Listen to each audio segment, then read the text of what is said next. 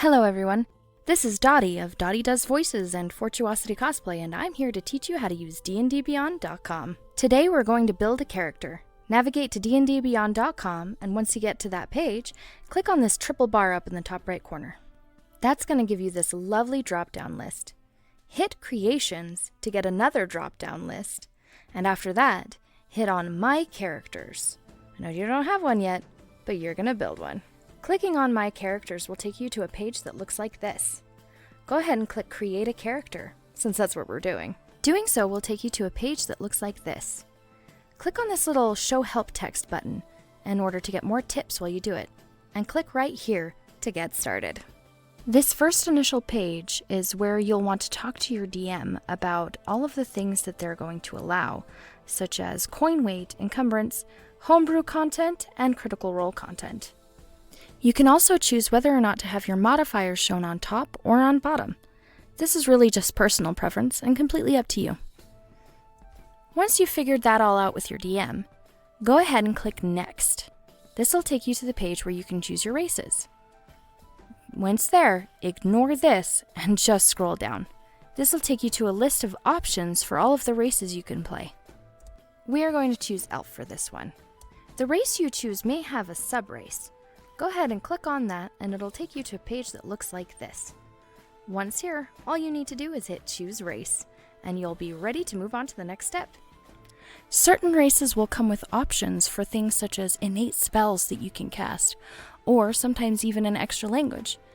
With ours, I think we're going to select the spell Mending, and then perhaps choose an exotic language, like Undercommon. Next up, you'll be ready to move on to choosing your class. For our class, we're going to choose Rogue. Again, scroll down to get your options, and once you're on the Rogue page, just hit Add Class in the bottom left-hand corner. This next page will again give you options to choose from, such as proficiencies, and for Rogues, expertise. This is where you select all of your class options and also what level your character is. Once you've finished up with that, it's time to move on to adding your ability scores. For this one, I'm going to show you just the way that I do it. You're going to want to hit Choose Generation Method. This will give you a list with a button. I usually hit Manual. Go ahead and pick that. Next up, it's time to just get a little physical. Go ahead and go find yourself 4d6, a piece of paper, and a pencil, and come back. Now that you're back, we're going to roll some dice. Roll your 4d6. Once you've got them rolled, find your lowest number. Ours is a 2. Drag that 2 away. After that, write those 3 numbers down on a piece of paper and add them all together.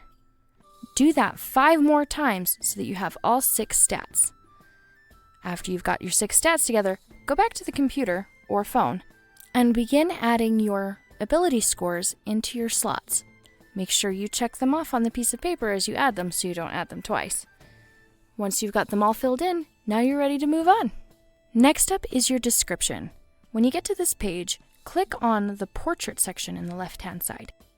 Once here, you can select your portrait and just hit apply. You can always randomize your name using the fantasy name generator. I liked Kiara, so I stuck with it. Next up, picking your background. There are so many options to choose from, and they give you great benefits, such as extra tool proficiencies or languages. You'll also get the option to add flaws, bonds, or traits, and other things to your profile, which mainly just help with roleplay. The final thing that you're going to want to work on with your character is adding your equipment. You click here and you add your starting equipment. Pick from all of the choices that they have, and then you're ready to move on. Hit View Character Sheet. This is going to show you your entire character sheet as it sits. You'll notice on this first page you have your ability scores and your saving throws. But what I want you to do is click on this circle in the bottom right hand corner with the 9 dots. This is going to show you all of the sections of your character sheet. But there's one thing that I want to show you. Click down here at the bottom where it says Extras. Once here, you get this lovely box and it says Manage Extras. Click on that for me. This is going to be where you choose anything from a familiar to a wild shape to a pet. Click on Pet, and then choose your challenge rating for the type of pet that you want to have. After that, you'll get this list of things that are legal for you. Hit Add on the right-hand side to add it to your page. I chose a camel and a cat. After that, hit camel. That'll take you to this page here where you see all of your pet's stats and abilities. That's not all. When you're a druid, you can hit wild shape. Hitting wild shape and choosing your challenge rating will give you a list of animals that your character can turn into. I chose giant wasp. Once here, hit your giant wasp or your wild shape that you've chosen, and this will give you, again, the stats and abilities. When you scroll down, you can see all of the things that you can do as your wild shape, such as wild shape back or sting. Well, that's it for today's tutorial on how to use DNDBeyond.com. If you liked it, go ahead and hit like and subscribe, and I hope to see you next time. Thanks, everyone.